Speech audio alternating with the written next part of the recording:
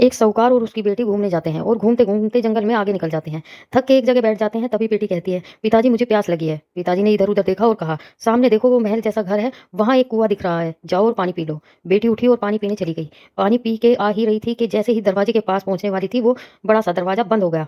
पिता ने ये देखा तो दौड़कर दरवाजे के पास गए और दरवाजे को खोलने की कोशिश करने लगे। अंदर बेटी जोर जोर से रो रही थी और बाहर पिता दूर दूर तक कोई नहीं दिख रहा था। ऐसे ही बाप बेटी को रोते पीटते 2 दिन निकल गए।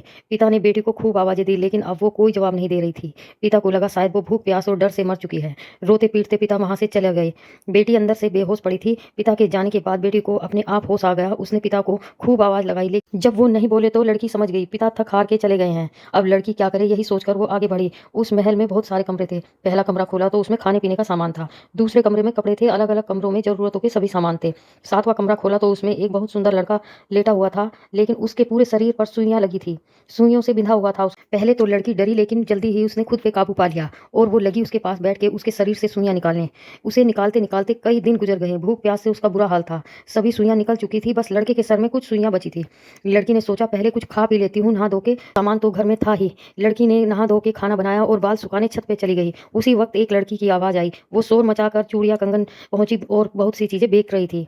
चूड़ियां बेचने वाली लड़की ने उस लड़की से कहा, मुझे बुला लो, मुझे भी भूख लगी है और कुछ खरीद लो। लड़की बोली, मैं तो तुम्हें बुला लूं, लेकिन इस घर का दरवाजा खुलता ही नहीं। चूड़ी वाली बोली, एक रस्सी फेंक दो, मैं उसी से ऊपर आ जाऊंगी। लड़की ने ढूंढ ढांड कर एक रस्सी फेंकी। चूड़ी वाली लड़की रस्सी से ऊपर आ गई। दोनों घर में नीचे गए। लड़की ने चूड़ी वाली से कहा, मैं खाना लाती हूँ, तुम यहीं बैठो। लड़की खाना लेने चली गई। चूड़ी वाली वहां से उठी और इधर उधर घूमने लगी। घूमते घूमते वो उस लड़के के कमरे में चली गई और जाकर लड़के के पास बैठ गई और उसके सर में हाथ फेरने लगी।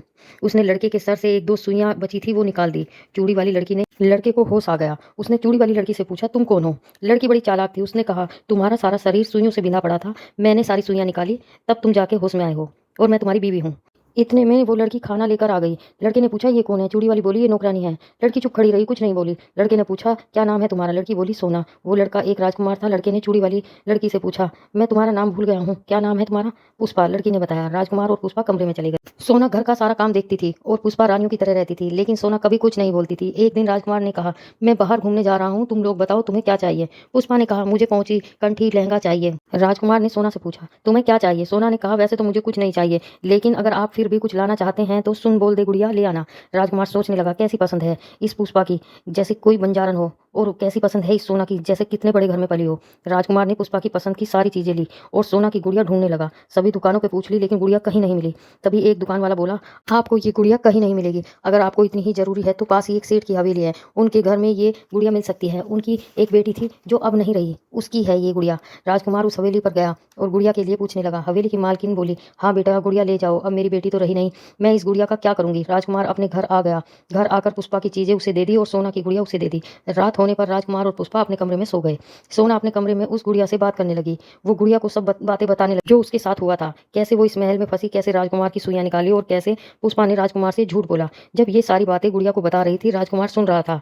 सोना किसी से बात कर रही है, लेकिन उसे समझ नहीं आ रहा था क्या बात कर रही है। उसने पुष्पा से पूछा, ये क्या बोल रही है? पुष्पा ने राजकुमार को टालने के लिए बोल दिया, कुछ नहीं बोल रही, वो दिन में काम करके थक जाती है, बस कुछ बड़बड़ा रही है।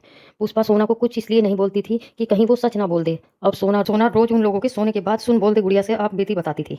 आज राजकुमार ने सोचा, आज मैं जान के रहूंगा क्या बात करती है और किससे बात करती है। जब सोना ने गुड़िया से बात करना शुरू किया तो राजकुमार उसके कमरे के बाहर खड़ा हो गया और सुनने लगा। जब राजकुमार ने सब बातें सुन ली तो सोना से पूछा, तुम ये सब क्यों बोल रही हो और किससे बता रही हो? सोना ने बताया, ये मेरी गुड़िया है, मेरी सब बातें सुनती है, और जिसने तुम्हें गुड़िया दी थी वो मेरी माँ थी। सोना ने सभी बातें राजकुमार को बताई, कैसे पुष्पा ने धोखा दिया और कैसे वो यहाँ फंस गई थी। 2-3 सुइयां निकालकर पुष्पा ने अपना नाम ले लिया। राजकुमार ने जब डरा धमका कर पुष्पा से पूछा तो उसने सच बोल दिया। राजकुमार ने उसी वक्त पुष्पा को घर से निकाल दिया। फिर उसके दूसरे दिन राजकुमार सोना को उसके माँ बाप से मिलवाने ले गया। सोना के माँ बाप बड़े खुश हुए अपनी बेटी को जिंदा देखकर। फिर उन्होंने राजकुमार को कहा, तुम सोना से शादी कर लो और हमारे साथ ही रहो, हम लोग अकेले रहते हैं। राजकुमार ने ऐसा ही किया। सब लोग खुशी खुशी रहने लगे।